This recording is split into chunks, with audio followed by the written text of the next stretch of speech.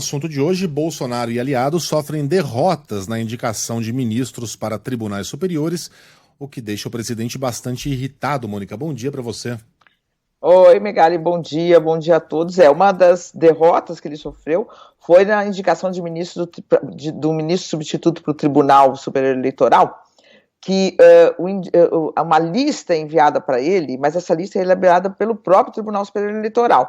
E ali só tem pessoas que o presidente Jair Bolsonaro não gosta, portanto ele está pretendendo adiar essa escolha. Uma outra escolha que também está dando o que falar em Brasília, o Megali, o presidente Jair Bolsonaro, ele já indicou que ele deve demorar algum tempo também para escolher os dois novos ministros do Superior Tribunal de Justiça, a partir de uma lista de 4 nomes que foi eleita pela própria corte, né? Ele sinalizou que gostaria de dar um tempo, né, sinalizou em conversas com magistrados, inclusive, sinalizou que gostaria de dar um tempo para permitir que o ministro Cássio Nunes Marques, que é do Supremo Tribunal Federal, consiga digerir a derrota que ele sofreu, porque ele tinha um candidato para ser ministro do Superior Tribunal de Justiça, Megali.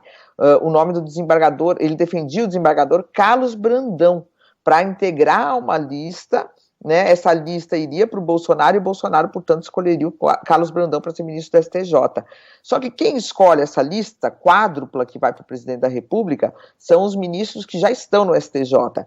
E o candidato do Cássio Nunes foi preterido, foi uma derrota fragorosa, né? Ele que é ministro do Supremo Tribunal Federal, em geral, os ministros do Supremo Tribunal Federal, quando se empenham para colocar alguém nessa lista, conseguem, pelo menos, colocar na lista, né? Se o presidente da República vai escolher outra história, mas nem isso o Cássio Nunes conseguiu. Então, ao contrário, em vez do Carlos Brandão, que era o candidato dele, né, entre os 4 vencedores da votação interna do STJ estava um desafeto do ministro Nunes Marques, que é o desembargador Ney Belo Filho. É um outro desembargador do Tribunal Regional Federal da Primeira Região. Os dois foram colegas nesse Tribunal Regional Federal da Primeira Região, lá de Brasília. São desafetos e o STJ escolheu justamente um dos desafetos dele para integrar essa lista, né? Inclusive, foi muitíssimo bem votado. Então, esse resultado, o Megali, ele explicita um pouco um isolamento, né, do ministro Cássio Nunes Marques no Supremo Tribunal Federal e também nessas cortes superiores. O que acontece? O ministro Cássio Nunes Marques, ele tem votado muito alinhado com o presidente Jair Bolsonaro, o próprio presidente elogia ele por causa disso, né?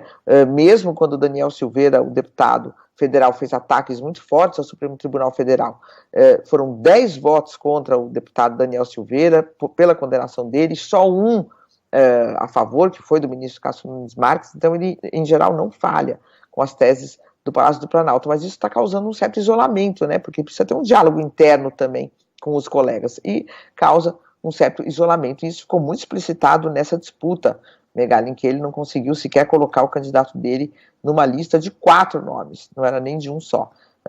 Portanto, tá aí essa realidade, e o presidente Jair Bolsonaro às voltas aí com essas derrotas, ou dele mesmo, no caso do TSE, ou de aliados, no caso do STJ, estão ainda demorando para decidir. Já tem um certo tempo essas escolhas e o presidente ainda está aí digerindo todo esse resultado dessas votações, Megali. Muito bem. Lembrando só, claro. porque só rapidinho, o STJ pode ser para alguns ouvintes, tá falando grego.